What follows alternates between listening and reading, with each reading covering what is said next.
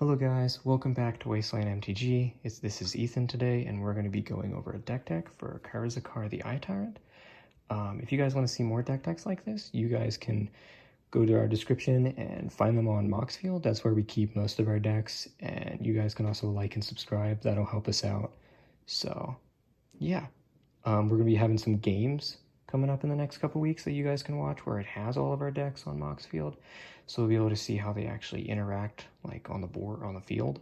So yeah, if you guys are interested, you can always do that. So today we're going to be going over Karazikar, the Tyrant. So this is a deck that I've kind of rebuilt. Originally it was Carter Doomscourge, which is, he's in the deck still, I'll go over him, but he's basically a enter the battlefield goad, while Karazikar is more of an individual target and draw engine.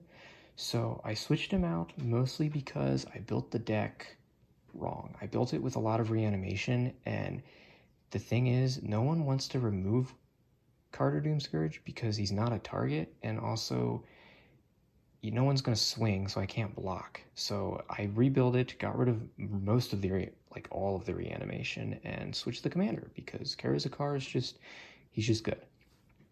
So basically, he's a 5-mana Rakdos 4/4, legendary creature Beholder. Whenever you attack a player, tap target creature that player controls and goad it. Whenever an opponent attacks one or more of your opponents, you and the attacking player each draw a card and lose a life. So he's a built-in draw engine in the command zone. He's pretty good, and he just does a lot of stuff. I like him. I don't even need to attack with him. I just need to attack someone. So he's just a way to let me, kind of control the field with goad. So first, we're going to go over mana rocks. I only think I have 3. Yeah, so we have Soul Ring. Everyone pretty much knows what Soul Ring does. 1-mana artifact, taps for 2 colorless. Arcane Signet. 2 mana, taps for any color in the command zone, so, Rakdos. And then Talisman of Indulgence. This is, taps for colorless, or it taps for red or black. Next we have Protection. I don't have a whole lot of protection, so I only have Swiftfoot and Lightning Greaves. Lightning Greaves is better of the two, but I think most people know what these cards do. They're pretty good. Next up we have is Bloodthirsty Blade. So for people that don't know, Goad is an ability that basically has, until your next turn, that creature attacks each combat if able and attacks a player other than you if able. So in a 2-person game, it's useless because if they have to attack, and they have to attack somebody, then they'll attack you if there's only 2 people.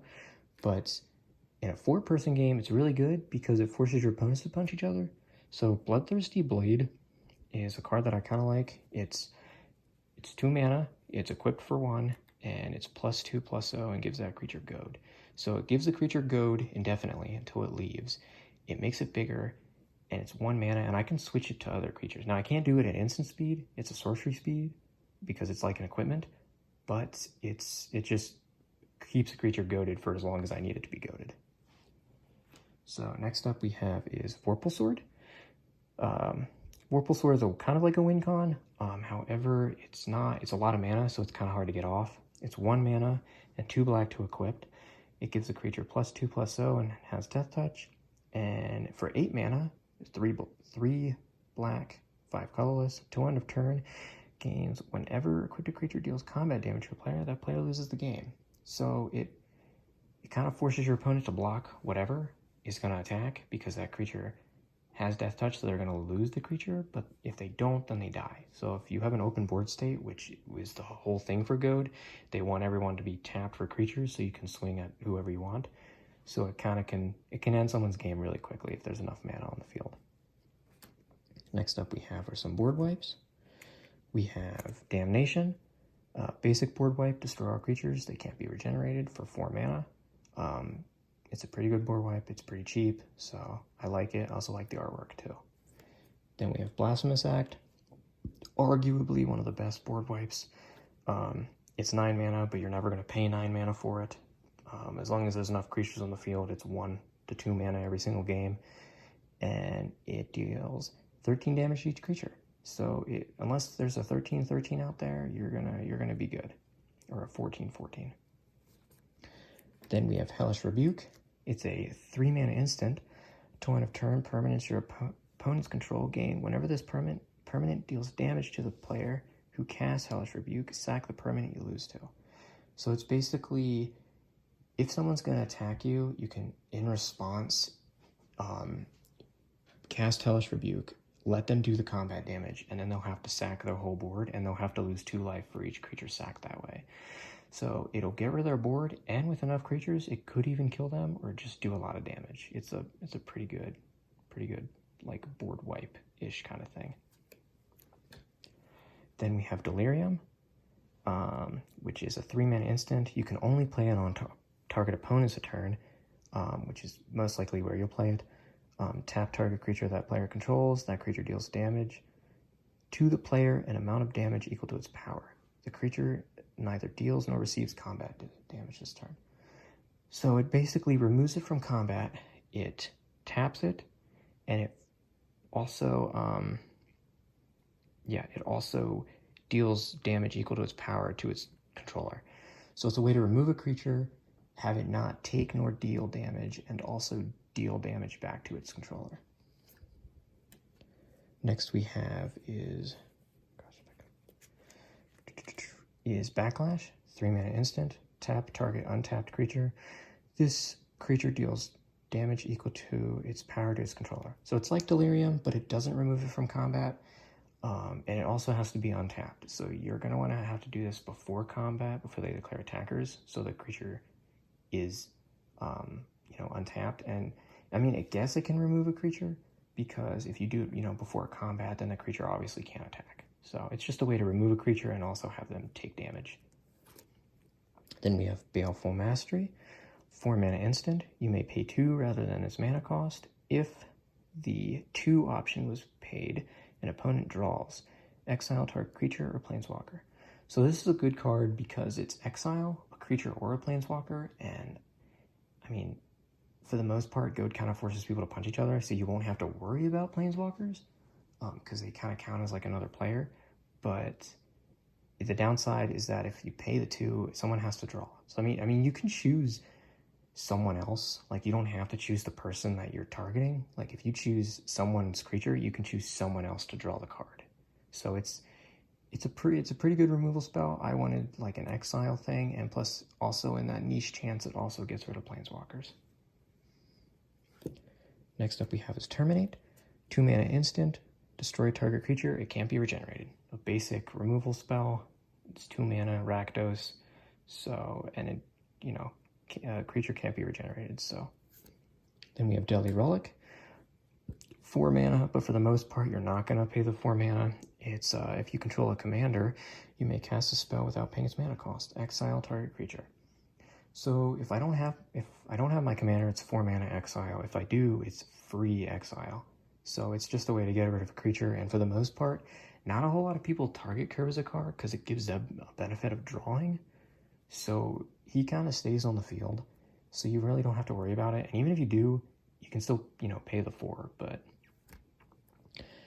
next up we have is Sign in Blood. So since Karazikar has kind of built-in draw, and you can draw up to 4 cards of rotation if everyone is forced to attack, and then on your draw step, you don't really have to worry about drawing cards. Sign in Blood, if you ever do, if you can't get Karazikar on the field, you Sign in Blood, it's basically Karazikar's ability, but you draw 2 and you lose 2. So, which after 2 people attacking, it's the same as Karazikar. Then we have Vampiric Tutor. It's a 1-mana instant. Most people, I think, know this card. Search your library for a card, then shuffle and put that card on top. You lose 2 life. Vampiric Tutor, is a good card. Lets me go get a win con, lets me go get an answer to something. It's just a way to help. And with Karazikar, I can do it on someone else's turn right before they attack, put it on top, and then draw that card, and then use whatever that card is if I really need to.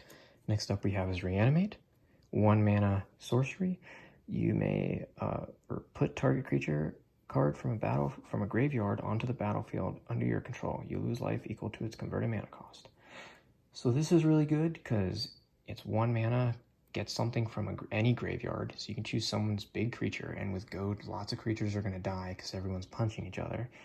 So, I mean, you do lose life. So the bigger the creature, the more life you're going to lose. But you get it, you play it. If it has an enter the battlefield trigger, you get it. So it's just it's the only reanimation spell I left in the deck. Everything else got cut because it's just really good. So, yeah, it's the best and only reanimation that's in the deck. Next up we have is Crawl Space, 3 mana artifact. No more than 2 creatures can attack you each combat. So this just kind of helps me not get punched, because if you've noticed, a lot of the cards I have do damage to myself. Like the commander, he does damage to myself. Every time someone attacks, I lose a card and draw. Reanimate, Vampiric Tutor, like Sign in Blood. So my whole goal is to kind of use my life as a resource. So Crawl Space helps me not lose life. And if someone has a lot of creatures, you're gonna have to pick and choose what you're going to punch me with. So it's just a way to kind of protect me. So next up we have is No Mercy. 4 mana enchantment. Whenever a creature deals combat damage to you, destroy it. So this card basically forces my opponents not to touch me. It incentivizes them to attack others, and it forces them not to touch me unless they have indestructible. Because if you touch me, I mean, for the most part, I'm probably not going to block, because if it's a problematic creature, I just won't block it, and then, you know, you'll have to destroy it. So next up we have is Marchesa's Decree, 3 mana enchantment. Whenever it enters, you become the monarch. When a creature attacks you or a planeswalker you control, that creature's controller loses 1. So it gives you the monarch, and it gives you a way to kind of keep it, I guess. I mean, 1 life is not losing 1 life when you attack isn't a whole lot. But if someone has a lot of creatures, they're gonna kind of think twice about attacking you with all of them, because otherwise they're gonna lose a lot of life just for trying to attack you. And if it's a token deck, for the most part, they have 1/1s and 2/2s, so they'll net even with how much damage they're taking compared to you as well. So next we have is Revenge of Ravens, 4 mana enchantment. Whenever a creature attacks you or planeswalker you control, that creature's controller loses 1 life and you gain 1. So this is basically Marchesa's Decree, except it doesn't give me the monarch, but it gives me life. So if you're swinging at you, it basically means you can't swing at me with 1/1s, because I'm gonna net even and you're gonna lose life. So it also kind of means, like, if someone's swinging at me with a lot of creatures or big creatures, it kind of helps me not lose as much life as I would. And it also kind of incentivizes my opponents not to attack me, because you're going to lose life if you do. So next we have is War's Toll, 4 mana enchantment. Whenever an opponent taps a land for mana, tap all lands that player controls. If a creature an opponent controls attacks, all creatures that opponent controls attack if able. So this basically forces you to use all your resources. If you tap your mana for something, you have to tap all of it. It basically means you can't save mana for a counterspell, you can't save mana for an instant speed, like removal or some combat shenanigans or any of that, unless you do it during combat. And if you attack with 1 creature, you attack with all. It's kind of like, you throw everything you can at it, and it's kind of forcing you to do so. So it's a way to kind of force my opponents to use their resources, so I have a clean board state for when it's my turn, that I can kind of have free reign to do what I want. Next up we are some creatures, actually.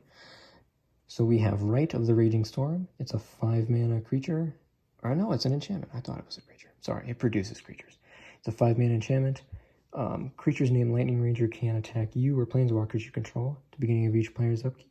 That player creates a 5/1 red elemental creature token named Lightning Ranger. It has trample, haste, and at the beginning of the end step, sack this creature. So this basically gives everyone a 5/1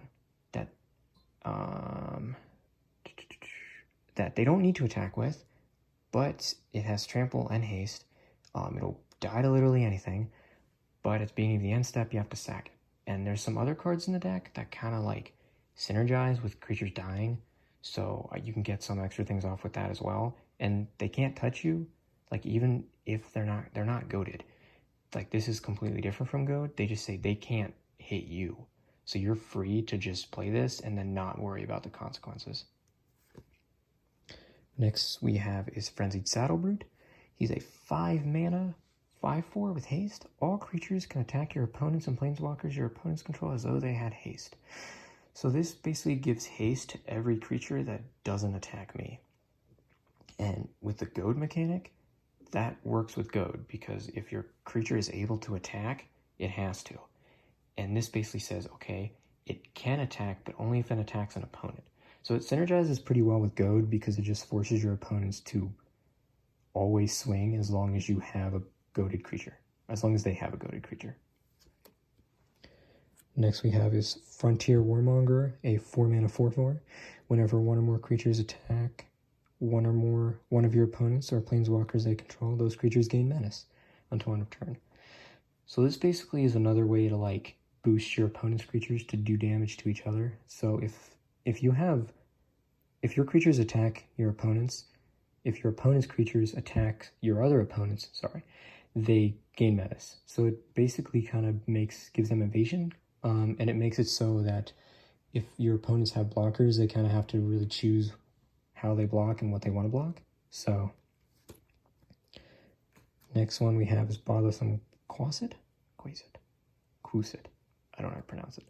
He's a 3 mana 3/2 with menace. Goaded creatures your opponent's control can't block. Whenever you cast a non-creature spell, goad target creature an opponent controls.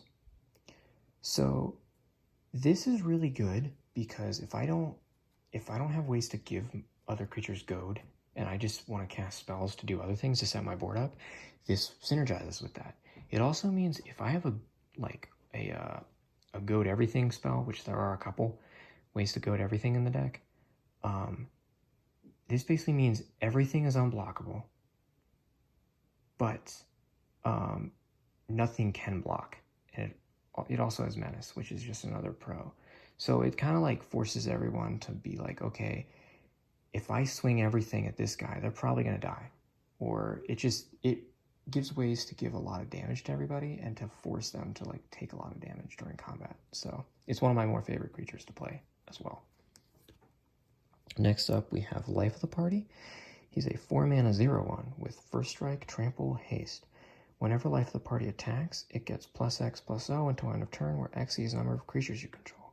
When Life of the Party enters the battlefield, if it's not a token, each opponent creates a token that's a copy of it. The tokens are goaded for the rest of the game. So this is a way to, you play it, it gets bigger depending on how many creatures you have, and it gives your opponent a copy that are goaded, so they can't attack you until there's only one person left. So this is just a way to have at least one creature that's goaded. Now, the creature, Life of the Party is a 5, or it's a 0/1, so it can die, but it has First Strike. So for the most part, you're not going to worry about that, and it also has Trample and Haste. So as soon as you play it, your opponents are going to have to attack. So attack with it. So next we have Vengeful Ancestor. He's a 4 mana 3/4 with flying. When he enters the battlefield or attacks, goad target creature. Whenever a goaded creature attacks, it deals 1 damage to its controller. So when it enters, it goads a creature. Whenever it attacks, it goads a creature. And it also just has the ability stapled on. Whenever a goaded creature attacks, it deals 1 damage. So if you have ways to like repeatedly goad a lot of things, he does work because he just makes their controllers take a lot of damage. Or if you really only have him, he enters, he'll goad. And he has flying, so he has evasion. So for the most part, you're not going to have to worry about someone blocking him, because for the most part, not everyone has a flying creature on their field. Next up we have is Agitator Ant. He is a 3 mana 2/2. At the beginning of your end step, each player may put 2 +1 counters on a creature they control. Goad each creature that had counters put on it this way. So originally, I'll be honest, I played this card wrong. I thought it meant you could have your opponents put 2 +1s on any amount of creatures they had in goaded, but this really only means they can only put 2 +1s on one creature, which that's still really good. It makes one of their creatures bigger, and it also means that creature can't touch you. So, I mean, they don't have to take this deal, but then again, if most people are taking this deal, then their creatures are going to get bigger, and your opponents aren't going to want to, get behind on that. So, And then there's Taunting Kobold. He's a 1-mana 0/1 with haste. Whenever he attacks, goad target creature an opponent controls. So he doesn't really look that crazy, but he's 1 mana, and if you do have the chance of playing him turn 1, that's really good. I mean, he can't do anything at that point because nobody has creatures, but he's also a 0/1, so if you have some bigger things on the field that your opponents are going to want to block over this guy, then you just play him, and then you attack with him, and he has haste, so you can play him, attack with him, and then goad something. So, I mean, for the most part, he probably will die because he's a 0/1. He's not that powerful. But, like I said, if it's an open board state, or if you have bigger creatures that someone else, that they're going to block, that they'd rather block than this guy, then he'll do work. Next up, we have is Grenzo Hattigrazer. He's a 2-mana rogue goblin, and he's a 2/2. Whenever a creature you control deals combat damage to a player, choose one. Goad target creature that player controls. Exile the top card of that player's library. Until end of turn, you may cast that card, and you may spend mana as though if any mana color... You may spend mana as though it were mana of any color to cast it. So, this basically means if I deal combat damage to anyone, I can either goad a creature, or I can exile the top card of that player's library. So if someone tutors, or if you just know someone has some good cards in their deck, you can then, hit them, deal combat damage to them, and then take that card and use it for yourself. And you can use mana cost, mana colors don't matter because it just means you can cast it for any colors or whatever. So he's a pretty good creature, and he's a 2-drop, so he's kind of easy. I mean, he is 2 red, so he's a little bit harder to cast, but you can get him out pretty early and then swing, so. Next up we have is Goblin Racketeer. He's a 4-mana 4/2. Whenever he attacks, you may goad target creature to defending player controls. So he's just another way to goad. He's 4-mana 4/2. He's not really a big creature, but whenever he attacks, he can goad.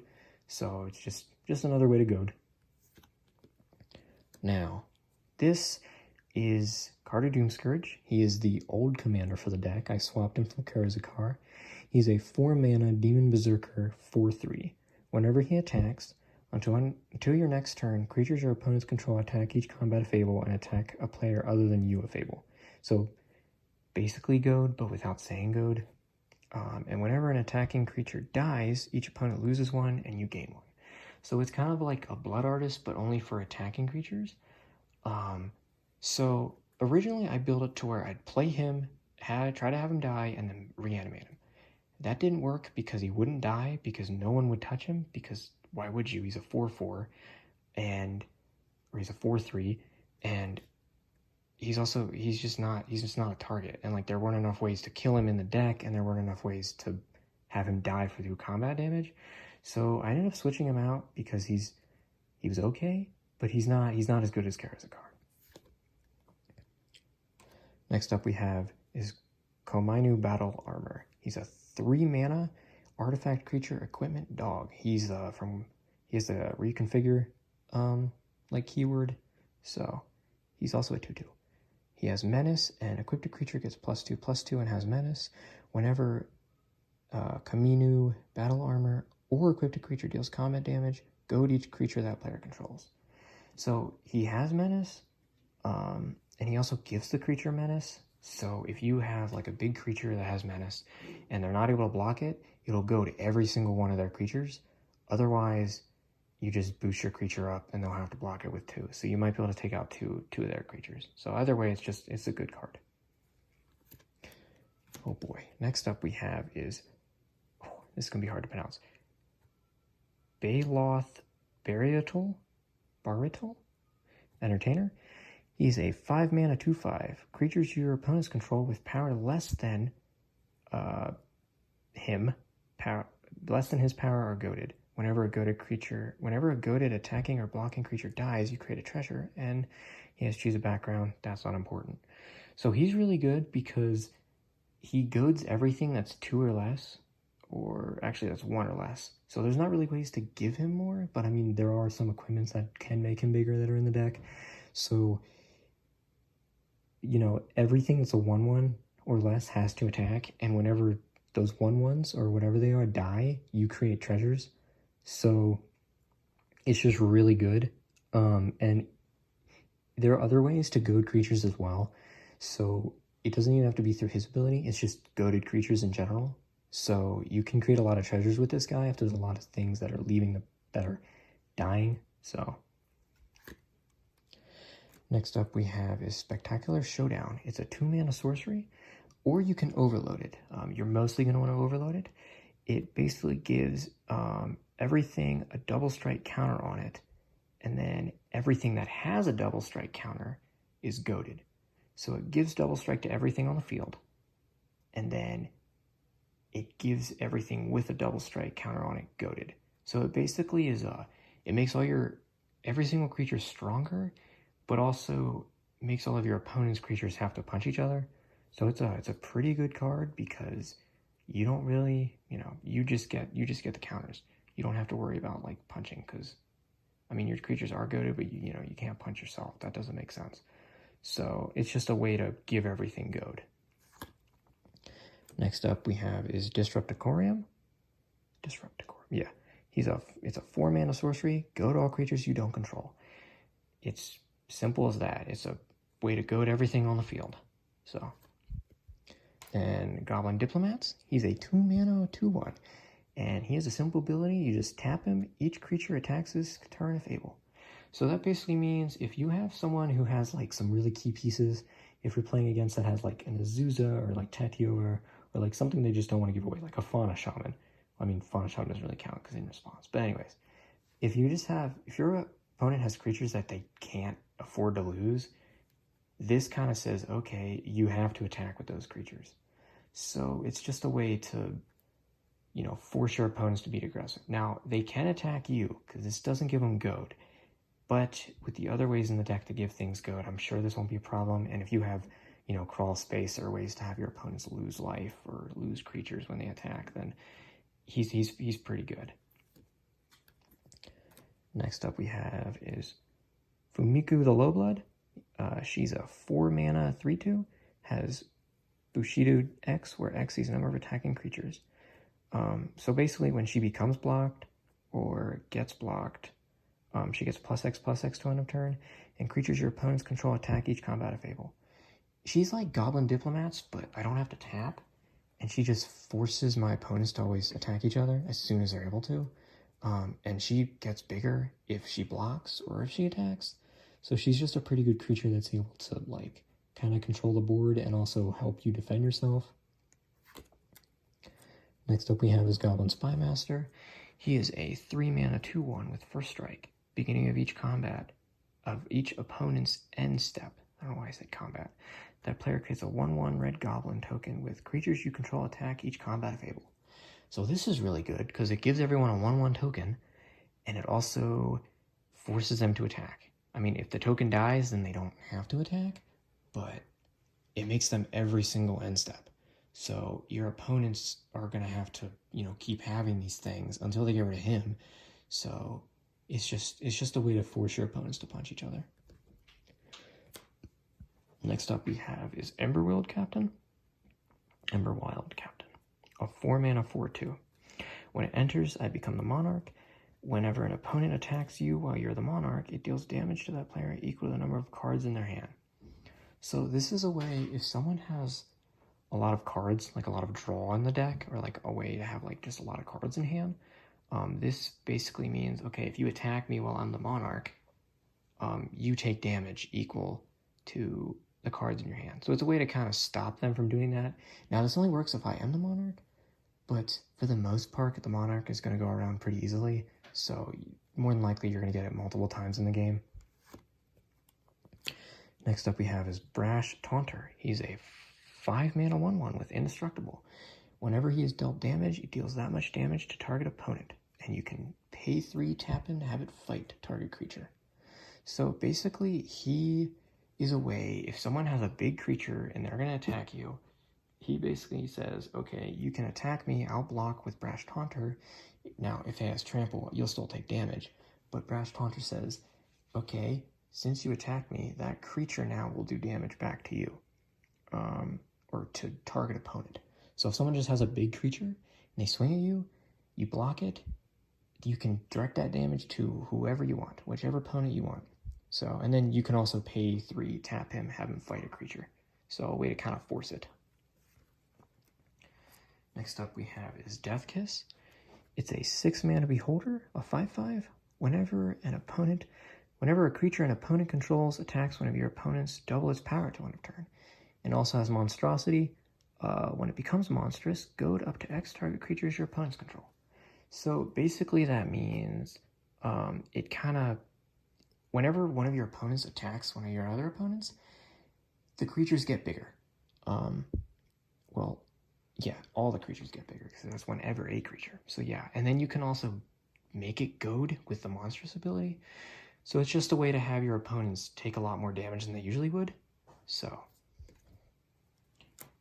next up we have is Port Razor. He's a 5-mana 4/4. Whenever he deals combat damage to a player, untap each creature you control. After this combat phase, there's an additional one. He cannot attack a player that has already attacked this turn. Oh, he can't attack a player he has already attacked this turn. So basically that means he can attack up to 3 times. He can attack 1 opponent, 2 opponents, 3 opponents, but he can't attack the same opponent. And it also untaps each creature, so it's just a way to do a lot of damage. So next up we have is Loyal Apprentice. He is a 2-mana 2/1 with haste. At the beginning of your combat, on each of your turns, if you control your commander, create a 1/1 Thopter with flying. It gains haste. This is just a way to get more creatures on the field, because with Goad, the whole idea is to just build up your board state and then finish things off by like a mass Goad effect, or just make it so that everything's unblockable. So he just is a way to put more bodies on the field, and he can also make more blockers if need be. So next up we have is Grim Hireling, a 4-mana 3/2. Whenever one or more creatures you control deal combat damage to a player, create 2 treasures, and you can pay 1 black, sack X treasures. Target creature gets -X/-X to end of turn. Activate only as a sorcery. So this basically means you're going to have a free board state for the most part. Like, if you goad, most people are going to be tapped out for creatures. So this just means you swing at somebody, you get a treasure token. Now, it is 1 or more, so the most you can get, or you create 2 treasures, so the most you can get is 2 during your turn. But even then, you can then use those treasures for mana, or you can use those treasures to make something smaller or die. So now you can only activate this as a sorcery, so it's not as good as you could as an instant, but Grim Hireling's a pretty good card. He's removal, he's ramp, he's just really good. Next up we have is Master of Cruelties. He's a 5-mana 1/4, first strike and death touch. He can only attack alone. And whenever it attacks a player and isn't blocked, that player's life total becomes 1, and it assigns no combat damage. So basically, he wins. He almost kills your opponent, unless he doesn't, because it tinks him down to 1 life, and he's first strike death touch. So as long as no one has an indestructible creature, he won't die unless someone has like removal. And it also means it puts your opponent in a very valuable spot to where they're not quite dead, but if they do anything, like if they mess anything up, if they can't crack fetch lands, they can't use some of the tutors, like they're dead. So it's just a way to, it's not really a win con, but it's a way to really get someone low. So next up we have is Exantia, Sleeper Agent. Sleeper Agent. 3-mana 5/5. As it enters the battlefield, an opponent of your choice gains control of it. It attacks each combat if able, and can attack its owner or planeswalkers its owner's control. And you can pay 3. Its controller loses a life, and you draw a card. Any player may activate this. So basically this means it's 3 mana, I give it to someone, they have to attack, but they can't attack me, and anyone can pay 3 to make that person lose a life, and they would draw a card. So it's a draw engine, and it also kind of, if someone just has like a crazy big board state, you just, give them one more creature, and yeah, it has to attack, but it can't touch you, so it has to attack somebody else, and your opponents can then make that person lose life and then draw. So it's just a way to kind of slowly drain someone down and also give people an option to draw some cards. Next up we have is Sower of Discord. He's a 6 mana, 6/6 with flying. When it enters, choose 2 players. Whenever damage is dealt to one of the chosen players, the other chosen player loses that much life. He's basically a way to give 2 players not really the same life total, but the same amount of damage. So if you have someone that you can't really touch through creatures, you can be like, okay, I'm choosing you and you. So you can choose one person that doesn't have a whole lot and one person that has like a crazy amount that you can't beat, and then you kind of have to bully the person that doesn't have a whole lot because they'll both take the same amount of damage. So it's a way to kind of just have 2 people drain equally.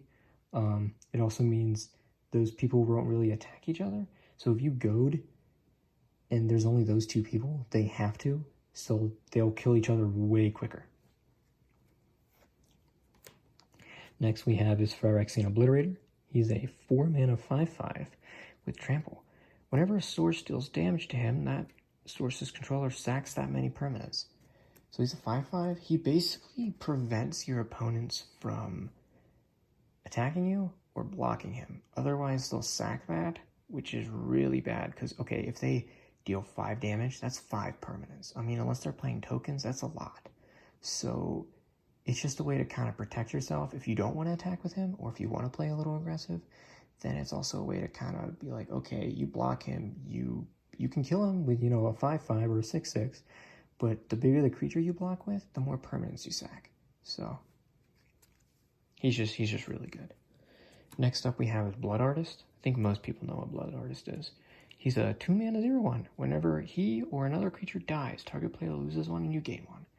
So with Goad, creatures are always dying. Like, there's not a game where a creature does not die when Goad is on the field, because it forces your opponent's creatures to attack, and so there'll be a lot of blocking, lots of combat damage. So Blood Artist will trigger quite a lot. And if someone's playing a token deck, then yeah, you can just straight up kill somebody with Blood Artist. So it's just a really good card. Next up we have is Dauthi Voidwalker. He's a 2 mana 3/2 with Shadow. I think most people know what he is too. If a card be put into an opponent's graveyard from anywhere, instead exile it with a void counter. And then I can tap it, sack it, choose an exiled card an opponent controls with a void counter on it. You may play it without paying its mana cost. So that is basically, lots of creatures die. They get exiled, so they don't even go to graveyards, so no reanimation for them. And I get to then tap him, sack him, and then take one of the best creatures, one of the best spells, one of the best anything. There's an enchantment I want, it's mine. There's a creature, there's an artifact, there's some instant or sorcery, it's mine. So Dauthi Voidwalker is really good. So next up we have is Vow of Torment. So next up are like enchantments you put on creatures or players. So Vow of Torment, he's a 3 mana enchantment. Enchant creature, it gets +2/+2 and has menace and can attack you or a planeswalker you control. So this basically means I'm going to give one of your creatures +2/+2 menace, so it'll be bigger and it'll be harder to block, but it can't touch me. So like this also gets around Goad because it can't attack me. So if there's me and one other player and he has like crazy creatures on the field that I can't like kill, Vow of Torment just means, okay, now you can't attack me. So it's a way to kind of protect myself, but also boost and make them kind of punch each other even more with bigger creatures. Next up we have is Curse of Opulence. It's a 1 mana enchantment, enchant player. Whenever enchanted player is attacked, create a gold token. Each opponent attacking that player does the same. A gold token is basically a treasure token. It's just different wording. It says a gold token is an artifact. With sack this artifact, add 1 mana of any color. So it's just a treasure. And this goes on a player. So for the whole game, unless someone removes this, I don't know, maybe the player removing it, maybe the player who has it on them would, but probably nobody else. Whenever you attack another player, when you attack this certain player, you create a treasure token, which is not a crazy amount. That's that's only 1, but still that's an incentive to make your opponents attack each other. Next up is another Vow of Malice. It's a 3 mana enchantment. Enchant creature. Enchanted creature has +2/+2, has Intimidate, and can't attack you or a planeswalker you control. Intimidate, I believe, don't quote me on this, Intimidate is basically it can't be blocked. It can only be blocked by creatures of the same color or artifact creatures or colorless creatures. So it basically means this can't be blocked unless your opponents are playing have the same colors in their decks. So, but it also makes them bigger.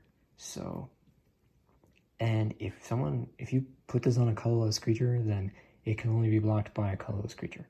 So it's just really good. So, and also it can't attack you again, even if you're the last one left, it can't attack you. Next up we have is Curse of Disturbance. It's a 3 mana enchantment. Enchant player. Whenever the enchanted player is attacked, create a 2/2. Each opponent attacking that player does the same. So it creates 2/2s. If you attack this opponent, you create a 2/2 zombie. That's more bodies on the field. That's more things I can go. That's more creatures. So, Vow of Lightning, 3 mana enchantment. Enchanted creature has +2/+2 and first strike. Can't attack you or planeswalker you control. So this is just a way it makes the creature bigger.